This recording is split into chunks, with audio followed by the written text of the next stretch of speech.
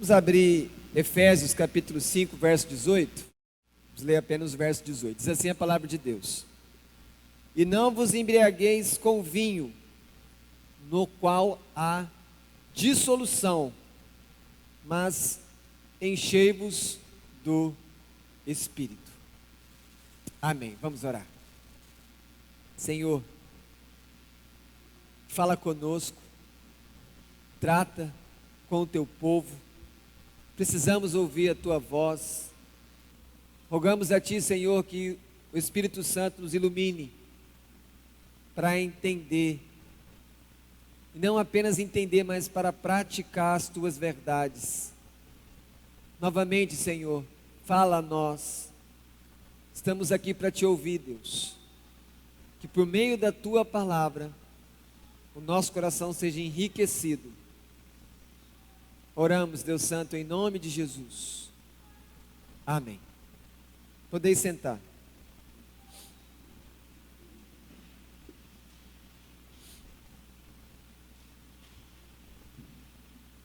A melhor parte desse verso é o final dele, quando diz: enchei-vos do Espírito.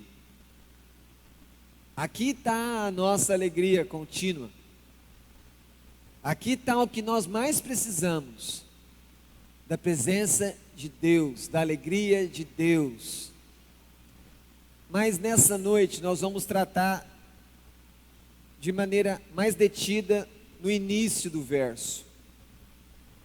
Vamos falar um pouco sobre bebida, embriaguez, as consequências e perigos da bebida, o que vem a ser essa dissolução, e como o Paulo faz um contraste entre a alegria da bebida e a alegria que vem do Espírito, a alegria da terra e a alegria do céu. Muitos aqui vão lembrar de um filme,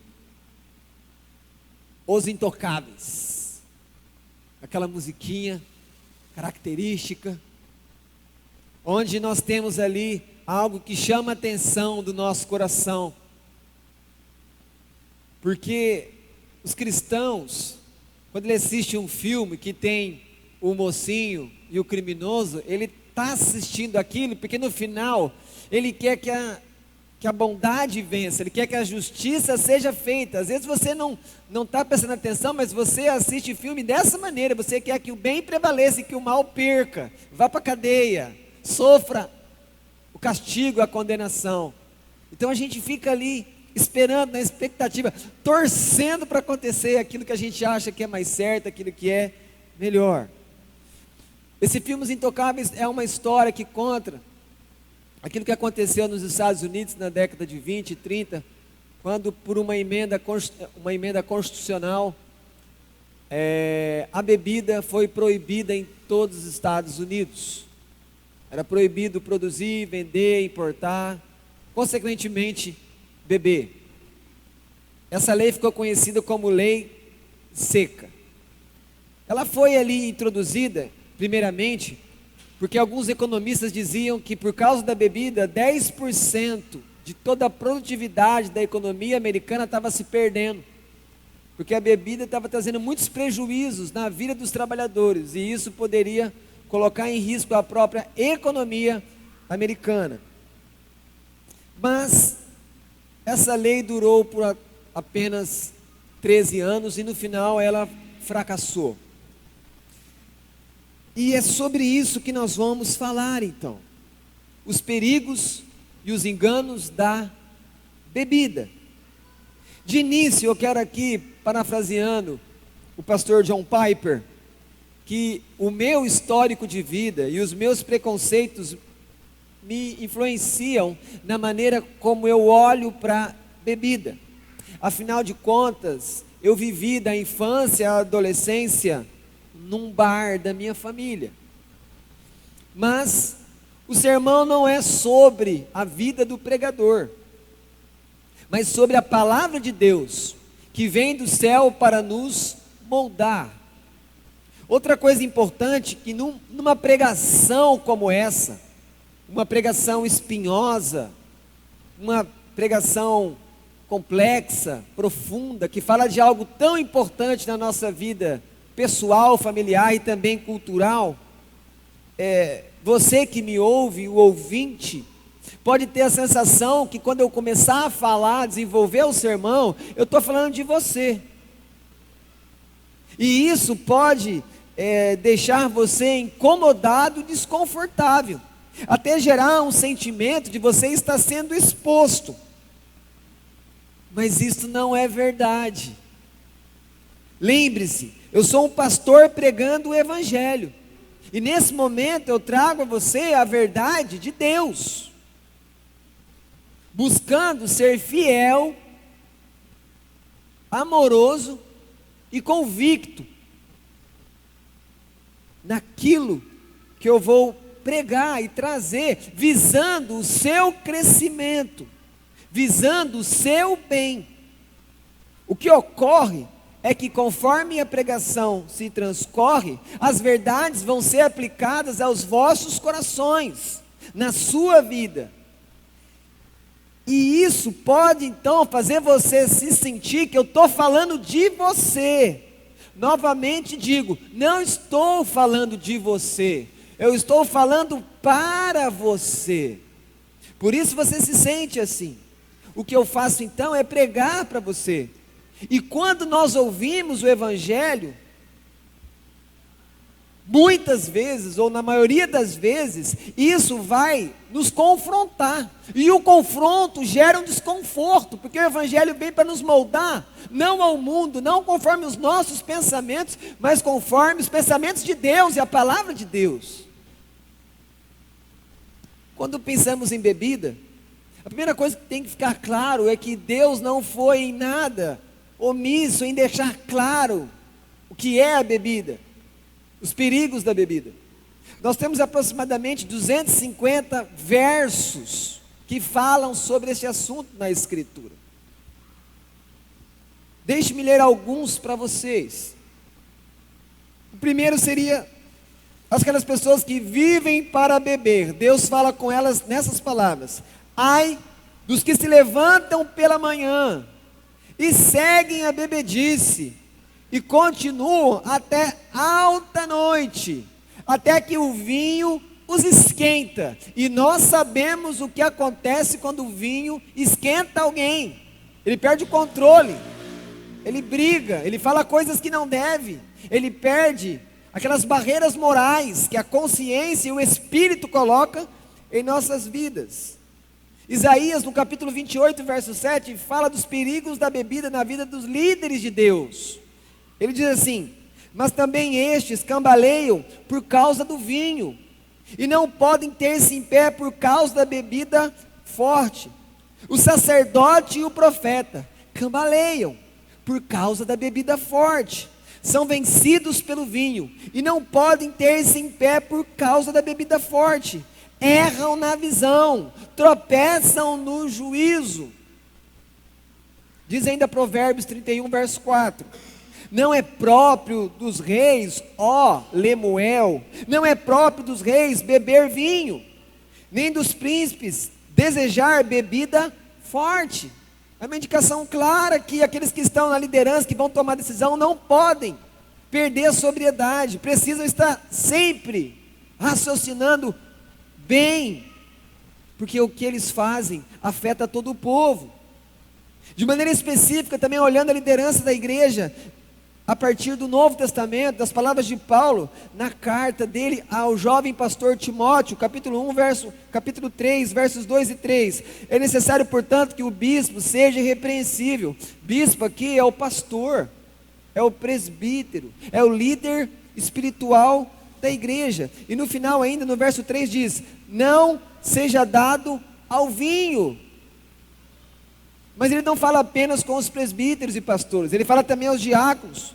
No mesmo capítulo, no verso 8, ele diz assim: semelhantemente, quanto a diáconos, é necessário que sejam respeitáveis.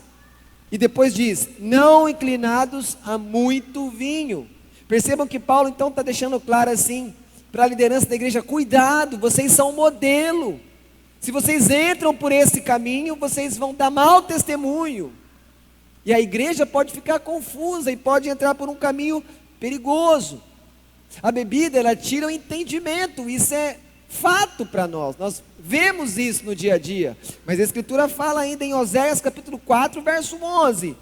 A sensualidade, o vinho e o mosto tiram o entendimento. O vinho é zombador e a bebida fermentada provoca brigas. Não é sábio deixar-se dominar por eles. Me ocorre agora, quantas festas de casamento, a família reunida, as pessoas felizes, os convidados ali, boa comida, e de repente, por causa da bebida, pela falta de controle das pessoas, começa uma briga, num dia de alegria, de felicidade, atrapalhando, tirando o brilho daquele momento único, tão importante para a vida daquela nova família que se inicia. Por isso eu, olhando para esse verso 18, eu quero primeiro pensar com vocês, como eu devo analisar o ato de beber. É preciso entender que você precisa pensar algumas coisas antes de fazer o uso do álcool, se você assim desejar. Primeiro lugar, domínio próprio. É preciso domínio próprio para fazer o uso da bebida. Somos moderados para beber? Somos moderados como pegamos ali o volante de um carro? Somos moderados na velocidade? Parece que não, porque a cidade está cheia de placas dizendo, olha, velocidade tal. Nós temos os radares. Por quê? Porque o homem, na maioria das vezes, ele não tem limite quando pega o carro. Nós temos domínio próprio quando começamos a jogar videogame. Quantas histórias eu escuto de pessoas que varam à noite, às vezes no sábado à noite, começam a jogar 8 horas, vai até de madrugada, e aí domingo de manhã não consegue vir na igreja. Não teve domínio sobre o jogo dominou ele, passam horas no videogame. Temos domínio para comer? Nós temos domínio nas nossas palavras? Não, às vezes as pessoas têm que falar, para de falar um pouco. Nós temos dificuldade de ouvir, agora para falar nós não temos domínio, falamos coisas que não devemos, magoamos as pessoas. Quantas vezes você começou a assistir uma série, assistiu um capítulo, quando você parou para ver, você tinha assistido 5, às vezes você pegou a temporada inteira, e não é assim. O que é isso, pastor? É sua falta de domínio, não consegue controlar, fala, não, já passei 40 minutos, vou fazer outra coisa, vou dormir, não, eu vou agora fazer uma maratona, eu vou correr aqui tudo, quero saber tudo. Aí de repente você assiste num final de semana 5 temporadas, aí você entra lá na internet e fala assim, cadê a sexta? Eu preciso, eu estou tendo abstinência. Você já sentiu isso, abstinência de séries Netflix? Será que já chegou em inglês? Daí eu posso tentar. Culturalmente, usamos a palavra viciado para usuários de drogas. Mas percebam que toda vez que você é vencido por qualquer coisa na sua vida, você está sendo viciado naquilo. Você pode ser viciado em chiclete. Você compra um chiclete e vai um atrás do outro. Se você abre uma caixa de chocolate, uma inofensiva e doce e simples caixa de chocolate, e você numa sentada come tudo, o que vai dizer em sua defesa? Não tem defesa, você não tem controle para comer chocolate. O chocolate domina você, o seu coração, a sua boca. Assim, todo ser humano é potencialmente um candidato a viciar-se em qualquer coisa. As pessoas são viciadas em Coca-Cola. Eu conheço pessoas que por um certo tempo da sua vida elas pararam de beber água e só tomavam Coca-Cola. Aquilo que se inicia na sua vida de modo inocente pode aprisionar você e pode destruir áreas da sua vida. Portanto, todos nós, de maneira fácil, podemos nos tornar viciados, porque nossa natureza é caída, corrompida, enganosa. Um segundo ponto, você tem que pensar e considerar o outro que está perto de você, o outro que vai ver você, o outro que às vezes vai ver uma postagem que você faz e às vezes não deveria ter feito, deveria ter feito aquele uso de maneira mais intimista, discreta, recebendo aquilo que Deus te dá, mas com santidade, com moderação. Porque diz a Escritura em Romanos capítulo 14, 13 e 15: tomai o propósito de não pôr de tropeço ou escândalo ao vosso irmão. Se por causa de comida, você pode entender aqui também bebida, o teu irmão te entristece, já não anda segundo o amor fraternal. Por causa da tua comida, não faças perecer aquele a favor a quem Cristo morreu. A vida do nosso irmão é mais importante se eu gosto de bife, se eu gosto de costela, picanha, ou aquilo que eu bebo. Se alguém que não bebe e viaja para outro país, e na casa daquela pessoa que recebe com todo amor e carinho, a pessoa coloca alguma coisa para ela, e ela bebe, sendo um abstêmio, mas bebe, só para honrar a pessoa, e isso é possível. A Escritura fala sobre isso, para dentro daquela cultura honrar aquela família. Se eu posso fazer isso quando eu viajo para fora e estou em outra cultura, será que também aqui no meu país, eu não posso deixar de beber publicamente, pelo menos publicamente, para não escandalizar os meus compatriotas, os meus concidadãos brasileiros, que culturalmente até entendem a ingestão da bebida alcoólica como pecado? Essa é a verdade. Muitos irmãos nossos, de igreja de Cristo, consideram como pecado, e nós temos que ter cuidado com a consciência deles também, porque às vezes eles estão lá olhando como pecado, e eles veem alguém e falam, não, mas a pessoa tomou, e ele toma, mas é a fraqueza dele, pode não ser a sua, e ele pode cair, e ele pode se afastar de Cristo, e isso não é bom. Como seria para você, se um pastor fosse visto por você na praça de alimentação do shopping? Qual seria a sua reação? Como seria isso para as pessoas que não são cristãos e sabem que ali tem um pastor? Não seria algo que geraria edificação para o reino de Deus? Pelo contrário, isso criaria um péssimo rótulo para a igreja daquele pastor e para a própria vida daquele pastor. Imaginemos um casamento cristão. Deve-se servir bebidas alcoólicas num casamento entre dois crentes, dois cristãos? Lá haverão cristãos e não cristãos, e com a bebida poderá haver embriaguez. E se ocorre embriaguez, quem que é o responsável por isso? Aquele que bebe e não tem domínio, que é fraco? Ou aquele então que deu a bebida, que deu a oportunidade? Se você vai num restaurante e come algo que faz mal para você, a culpa é de quem? Isso responde de quem é a culpa. A culpa é de quem serve.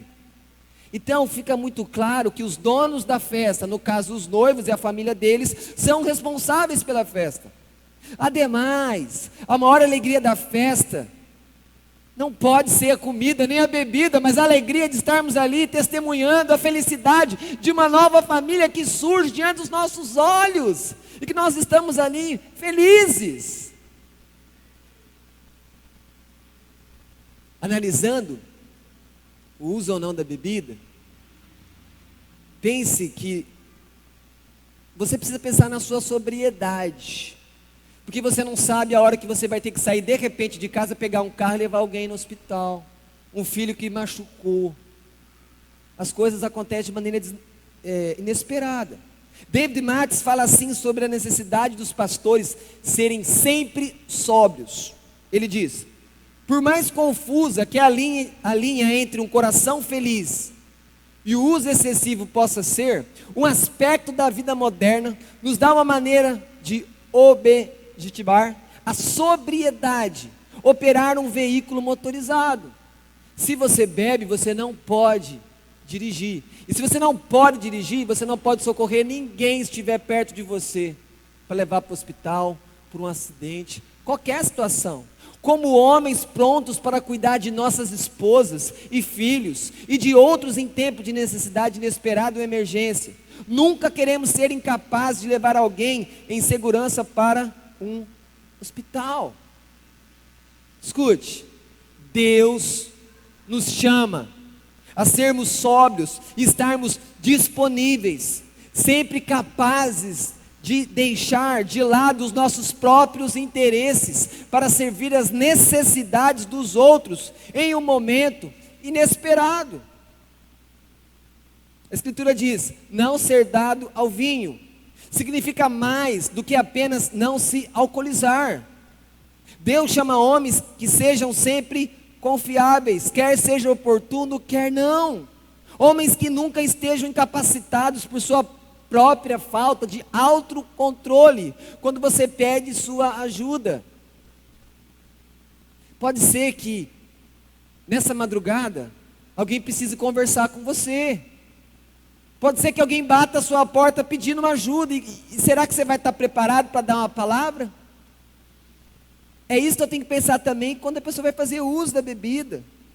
Mas este senso de sobriedade em favor da própria família do próximo, ele é recomendável somente a pastores, a líderes da igreja?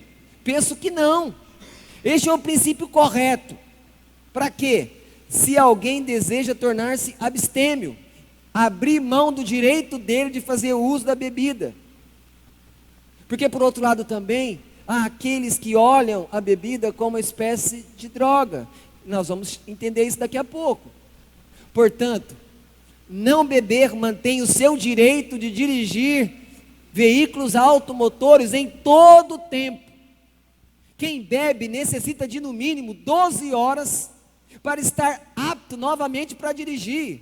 Entenda uma coisa, uma pessoa que bebe à noite e sai muito cedo, ele pode causar um acidente, mesmo ele achando que ele está bem, porque ele ainda está sem totalmente os seus reflexos. Isso é fato, porque o álcool vai saindo do sangue aos poucos, e cada um tem um metabolismo diferente. Se você bebeu, não há possibilidade para dirigir em seguida, porque isso é a lei. Você pode cometer um crime, isso pode até levá-lo à prisão. Você já viu alguém dirigindo uma bicicleta embriagado? À primeira vista é uma cena engraçada, porque você vê aquela pessoa totalmente comprometida no seu senso de direção e equilíbrio, e você fica pensando como é que ele consegue ficar de pé na bicicleta. Vai cair, vai cair, vai cair. E ele cai. E quando ele cai, ele bate o rosto, e logo o sangue sai pela sua face. E alguns passam: ele bebeu, não conheço. Lastimável ver um ser humano criado à imagem e semelhança de Deus caído por causa da bebida. Quantas vezes você já viu isso?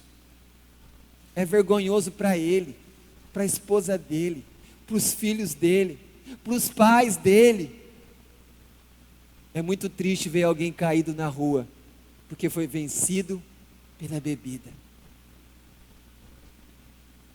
Uma outra coisa que tem que analisar é o lugar que eu faço uso da bebida, a publicidade que eu dou ou não, e não devo dar publicidade a isso.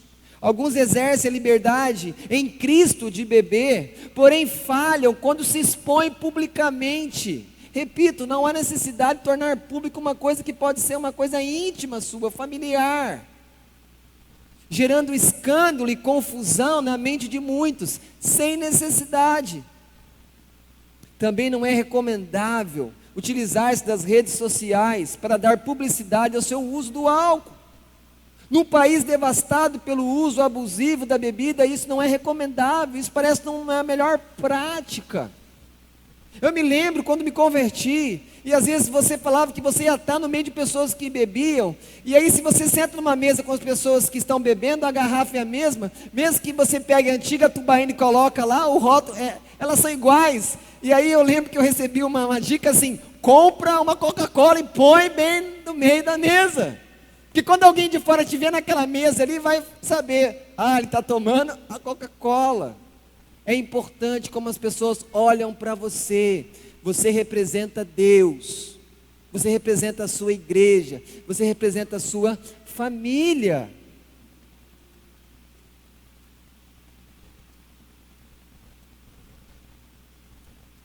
Um outro ponto que eu tenho que analisar: o perigo de ter bebida em casa. É temerário ter bebida alcoólica em casa, principalmente quando nós estamos ali expondo isso perante crianças, adolescentes e jovens. Como ficará a próxima geração de crentes que vivem com você em casa e te chama de pai e te chama de mãe?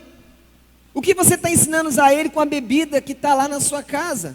Será que é possível pegar uma criança pequena e ensinar para ela, falar, olha, moderação na bebida? Como é que você vai ensinar equilíbrio para o adolescente, cheio de hormônio, numa fase de instabilidade? Sabemos que isso é arriscado. E a pergunta é: nós vamos arriscar a nossa família? Nós vamos arriscar os nossos meninos, as nossas meninas, a exposição de algo que pode prejudicar e acabar com a vida deles? Porque o álcool mata os jovens do trânsito. O álcool é a porta de entrada para as drogas. Às vezes a pessoa começa na bebida, depois vai para o cigarro, do cigarro vai para a droga, depois acaba com a vida dela. E o próximo lugar para encontrar ela é no cemitério, numa sepultura. Podemos argumentar que Deus tem o controle de tudo. Ele tem. Nós e nossos filhos não temos controle para muitas coisas. Muitas vezes perdemos o controle com facilidade. Uma pesquisa nos Estados Unidos disse que o alcoolismo pode chegar a 50% dos filhos de pais que bebem de maneira contínua. O que isso quer dizer? Que quando a gente faz uso de álcool continuamente na nossa casa, diante dos nossos filhos, nós estamos aumentando muito a chance de termos filhos e filhas com problemas com álcool. Mas em casa eu controlo. E quando ele for para a faculdade, como é que são as festas da faculdade? Para quem já esteve lá, para quem já passou por lá, são regadas a todo tipo de bebida alcoólica e drogas que acabam com a vida deles. E não tem ninguém lá para proteger eles.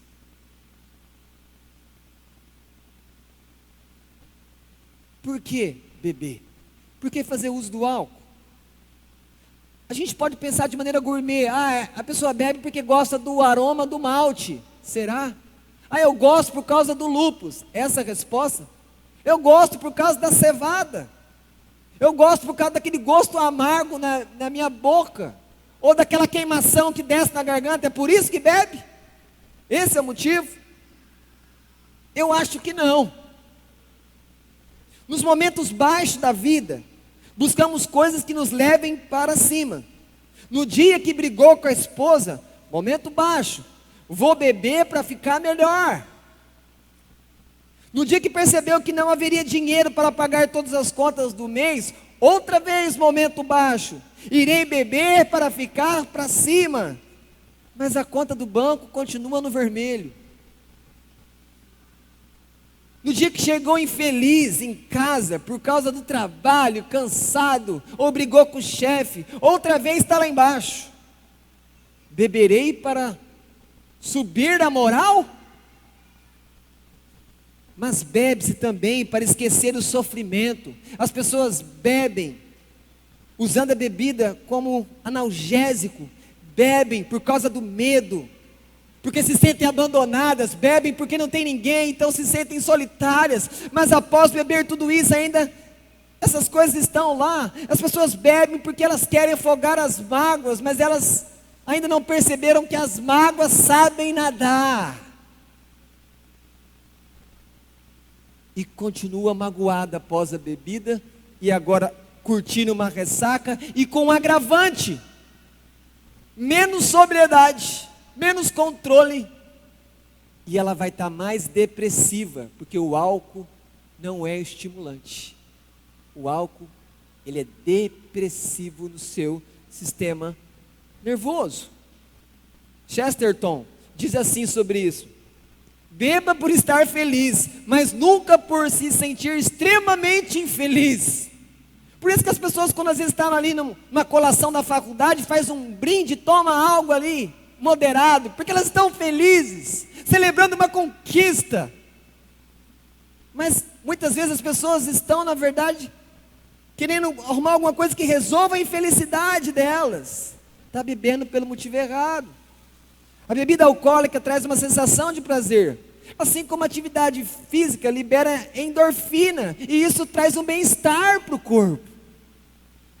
O pastor Lloyd Jones diz: o vinho, o álcool, quando você pensa nele quimicamente, ele não é um estimulante, ele é um depressivo. Tome qualquer livro de farmacologia e procure a referência a álcool, e verá que está sempre classificado entre os depressivos. Repito, o álcool não é estimulante. E até aqueles estudos que falam que um pouquinho todo dia faz bem, já estão sendo revistos. Porque mesmo que possa ajudar em alguma coisa, vai trazer efeitos colaterais em outras áreas, principalmente no sistema nervoso, no seu cérebro. Pessoas que bebem possuem uma chance maior de ficarem depressivas, de serem acometidas pela depressão. E então, na nossa análise chega o ponto: beber é pecado? Depende. Se tem uma viagem para fazer no outro dia pela manhã e bebo na noite anterior, posso estar pecando, já que, mesmo com o passar das horas, ainda fica comprometido os meus reflexos, a minha capacidade de tomar uma decisão rápida no trânsito, e com isso eu coloco a minha vida e quem está no carro comigo em risco. Eu posso estar pecando. Se minha esposa sai e me dá a alegria de cuidar das crianças, amém, irmãos? E aí, tranquilo com as crianças, fala, agora eu estou tranquilo com as crianças, vou fazer uso de bebida. Você pode estar pecando, por quê? Porque só tem um adulto ali para cuidar das crianças, e você pegando esse adulto e tirando a sobriedade, tirando o controle, a capacidade de raciocínio, de limite, e está cuidando de criança, e como que fica a segurança dos filhos? Então não é o momento de fazer uso disso, porque você pode estar pecando. Se eu devo estudar para uma prova, eu tenho um concurso importante, e antes disso eu bebo, eu peco. Porque quando eu coloco álcool na minha mente, eu vou dificultar todo o processo de raciocínio, eu vou ficar mais lento, relaxado. E o meu cérebro, dado por Deus, não vai ser utilizado da maneira ideal. Eu não vou ter tudo aquilo que eu preciso. Mas eu investi dinheiro naquilo, eu gastei tempo com aquilo, e agora na hora que eu vou fazer a prova, eu mesmo trabalho contra mim. Se eu estou fora de casa e bebo, e eu preciso voltar para casa de carro, se eu pego o carro, eu peco, porque eu não posso dirigir, é ilegal. E quando a esposa está nervosa, num dia mal para ela, quando ela está precisando do seu amparo, do seu carinho, e aí você, naquela pressão dela estar daquela maneira, você bebe. Novamente, você está pecando, porque ela precisa de você sóbrio para escutá-la, para apoiá-la. A bebida não vai te ajudar. Pessoas tomam remédio, às vezes remédios controlados, que só um médico pode prescrever, e ainda assim elas fazem uso de bebida, pecado. Atentam contra a saúde do seu corpo, dado por Deus como templo do Espírito Santo.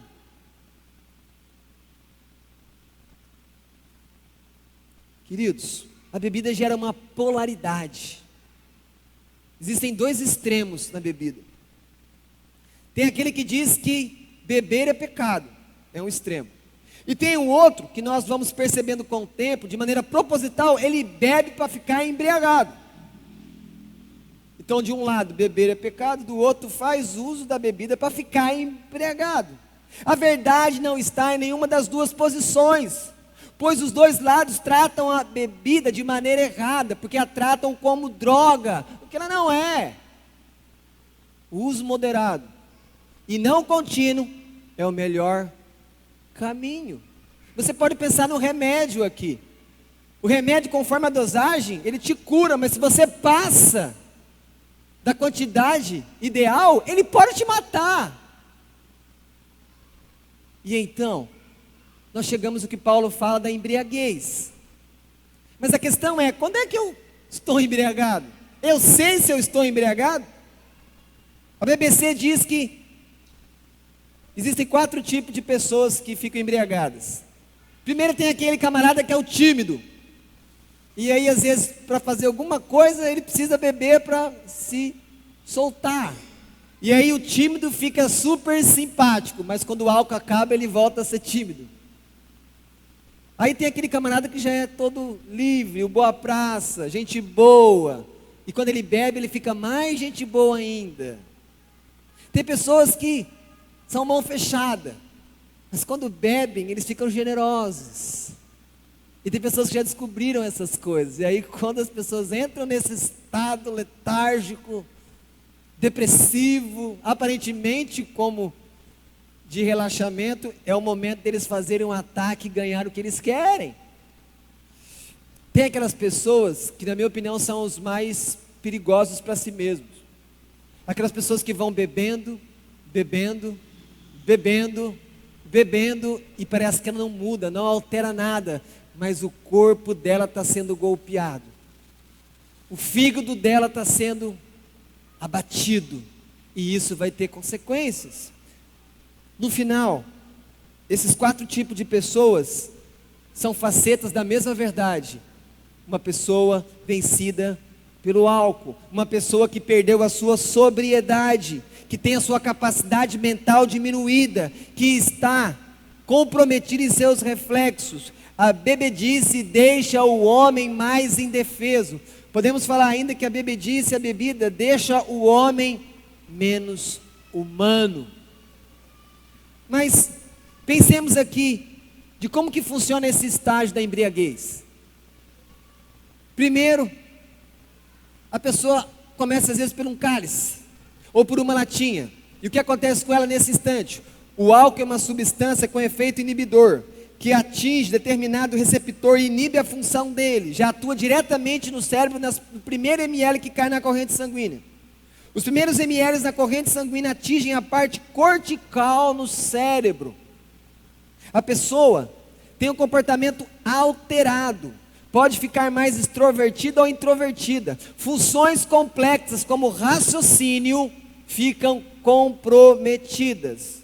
No primeiro estágio, impulsos primitivos também ficam mais fortes. O que pode acontecer com um homem casado que uma simples latinha tira dele o temor e a moral e o dever de não cobiçar a mulher do próximo ou alheia? A bebida pode tirar a cerca que protege ele do adultério. Só que às vezes a gente não percebe isso na história, a gente vê só o pecado, mas o que ajudou a levar ao pecado? Precisamos pensar nessas coisas. O controle comportamental é inibido. Uma coisa nós temos que entender de uma vez por todas, e muitos de vocês já sabem disso: a bebida ela vai tirando as amarras, ela abre as porteiras, derruba as cercas, abre a porta. E aí coisas que nós não fazíamos sem a bebida, fazemos agora, comprometendo a nossa imagem, a nossa santidade com Deus, a nossa família. O que aconteceu com Noé, quando ele bebe? O que aconteceu com a família? 2 tiveram uma atitude correta, mas um zombou, e por causa daquele zombamento, ele recebeu uma maldição do pai. Mas aonde está o início de tudo aquilo? É lógico que o coração do homem é mau desde o início, mas a bebida foi ali o gatilho, que levou toda aquela situação familiar, levando vergonha, exposição da nudez do pai. Quando você vê alguém que cai por causa da bebida, e começa a dormir, não fique tranquilo, achando que ele agora apagou e está dormindo, não, porque mesmo que ele foi vencido de maneira tão total pela bebida e agora está naquele sono, existe ainda álcool no sistema digestivo dele, que ainda está sendo absorvido, que vai para a corrente sanguínea, e ele pode estar se encaminhando para um coma alcoólico, ele pode morrer. Quando a pessoa desmaia ou dorme por causa do álcool, fique atento, pode ser caso de hospital, porque as pessoas morrem por causa de bebida. Chesterton diz ainda, se o mal-estar, presta atenção nisso, se o mal-estar precedesse a embriaguez, ou seja, se as pessoas que bebem já ficassem mal, a ressaca, antes, nós nos guardaríamos de beber em excesso, mas o prazer que vem no início, para enganar-nos, vai na frente, e depois vem os efeitos, e nos oculta o seu séquito, e nos oculta toda a maldade que está à nossa frente, todos os malefícios. Se você tem necessidade de beber toda semana, é possível que você já esteja se embriagando, às vezes, sem perceber, porque percebam, já há uma necessidade semanal de ter um encontro com aquilo, você já pode estar sendo dominado, ainda de maneira inicial, pela bebida. E então Paulo fala da dissolução. Mas antes de falar de solução, percebam ainda coisas que a bebida causa na nossa vida. Quantos casamentos destruídos pela bebida? Quantos filhos foram traumatizados porque foram criados vendo o pai, o marido, agredindo, tratando mal a mãe? E isso ficou no coração deles, traumatizou ele. E às vezes ele sai chateado, revoltado com aquilo, e ele também vai se afogar na mesma bebida. A bebida, sem medo de errar, já destruiu milhares de famílias em todo o mundo. E a gente não olha a bebida como uma epidemia social, como um mal terrível.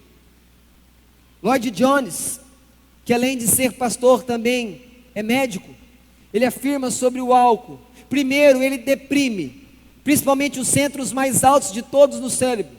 Aonde que então que o álcool vai? Ele vai ali para mexer no autocontrole, na sabedoria, no entendimento, na discriminação, no julgamento, equilíbrio, no poder que você tem de analisar as coisas. Noutras palavras, o álcool quando entra em você, ele vai tirando o seu melhor comportamento e vai deixando você mais aberto para o comportamento mais primitivo.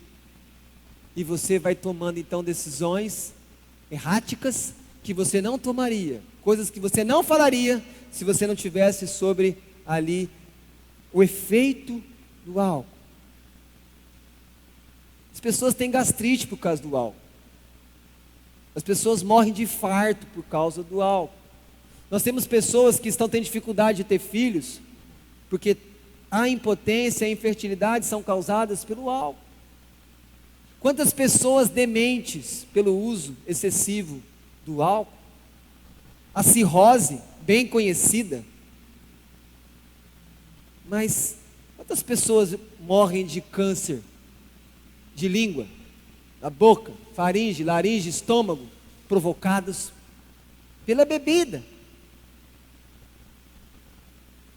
Mas o pior, a bebida, ela mata células tronco no cérebro que vão formar as células nervosas que chamamos de neurônios.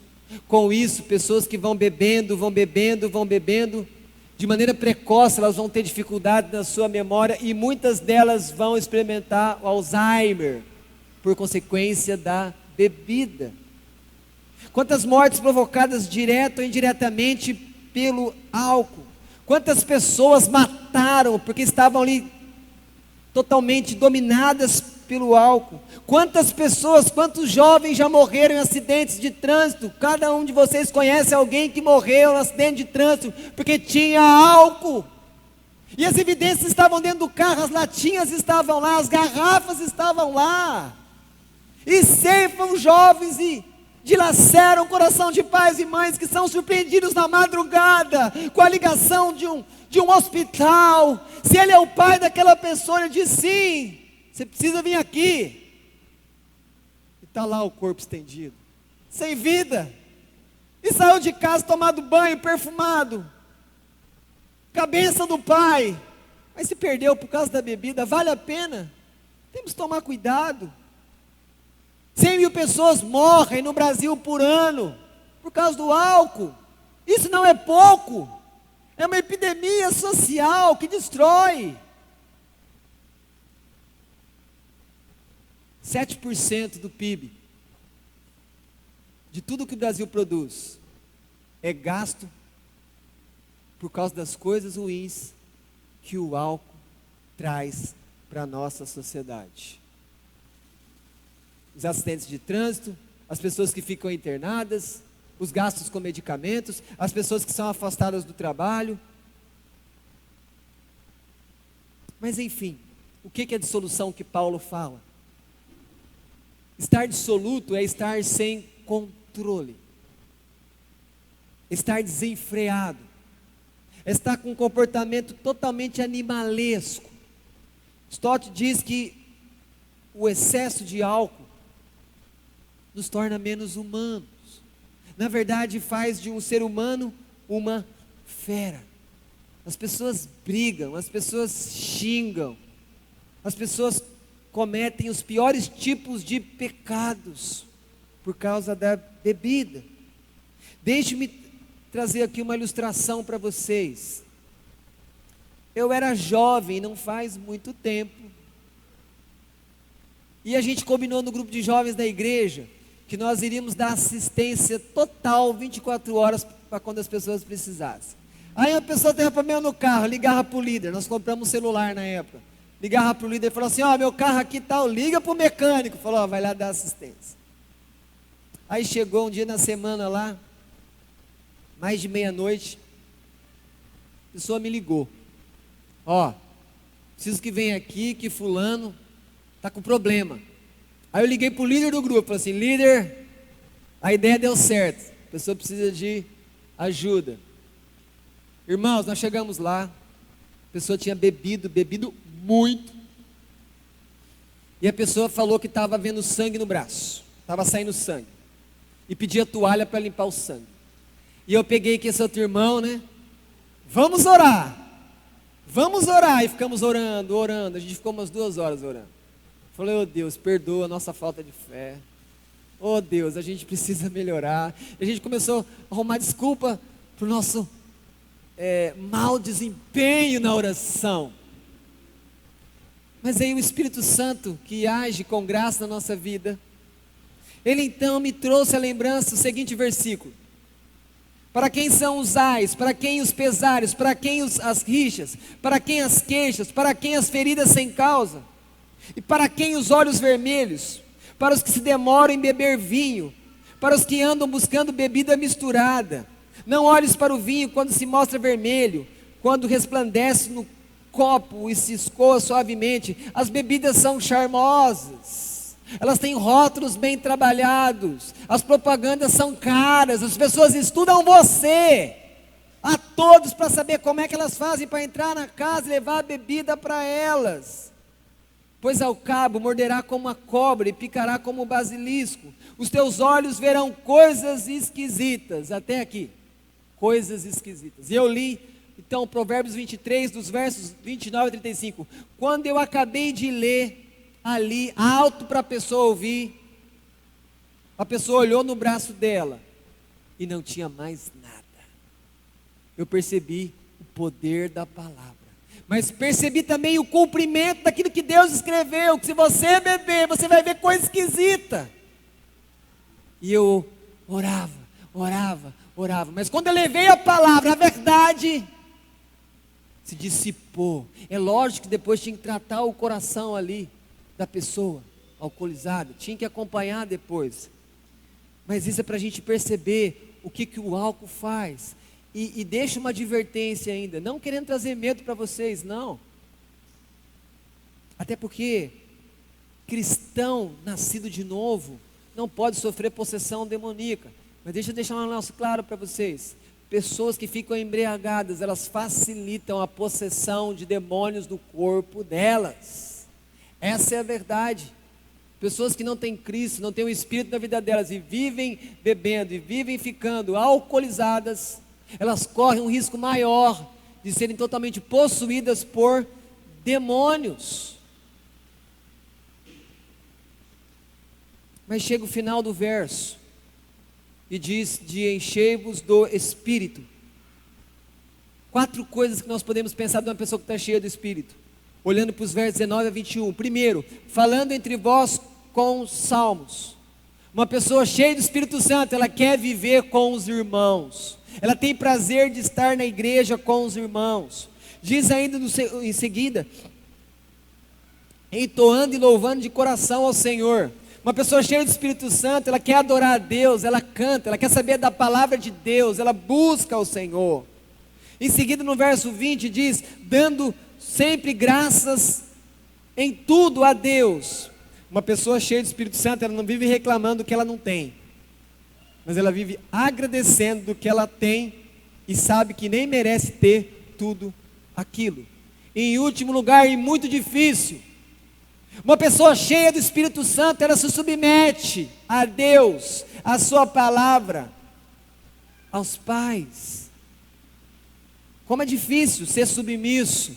Só o Espírito Santo pode fazer isso na nossa vida, nos submeter, tirar de nós o nosso direito, o nosso orgulho.